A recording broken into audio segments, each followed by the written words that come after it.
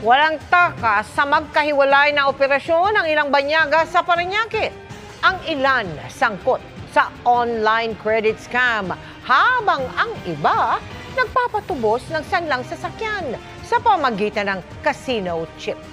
Nakatutok si John Consulta. Pagkatanggap ng bayad ng mga suspect, magkakasabay na hinuli ang Indian sa parking area at Pilipinong nasa isang establishmento sa Parañaque City. Agad kinapkapan at inaresto ang 6 na Indian habang huli rin ang 3 umanong kasabwat.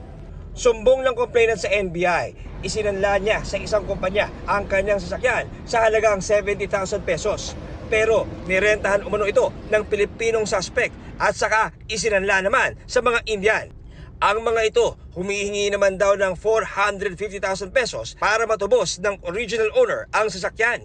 Kung makita natin parang 5'6" pero hindi 5'6" kasi 5'11" dahil ilang times yung sobra-sobra yung hinihingi nila. From the start, ang pakay pala is isang line, di naman rentahan. So, kinonsider namin to na car na vehicle. Ang pakilala po nila ay mga medical students sila sa isang universidad sa Northern Luzon.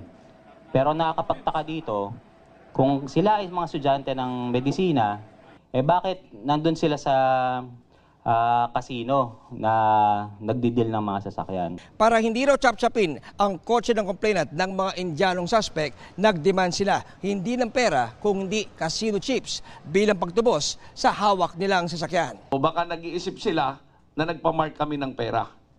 So gusto nila to use the facility of the casino, gusto nila i-convert sa chips. Ito ay parang pagkula o tinatawag natin pag-launder, no? And they always think na kapag chips, hindi kaya ng NBI na i-mark yung chips. Nang kunin namin ang panig ng mga inaresto. So how much are you asking? 200 only, sir. Only 200,000? Okay. If you're students here in the Philippines, why are you engaging in such transactions? Gipit lang po ako, sir. Sobrang laki po. Yung pagsisisi ko po kasi hindi ko pa kailangan magkaganito. Sa hiwalay na operasyon ng NBI Organized International Crime Division at BI Fugitive Search Unit sa Parañaque pa rin, arestado ang 9 na Koreano na umano'y sangkot sa online credit scam. Kapwa Koreano raw ang kadalasang nabibiktima. Kumpiskado ang mga computer, gadget at script na ginagamit nila sa online panluloko. Pag nag-apply na ng loan, sisingilin na nila ng processing fee itong mga to.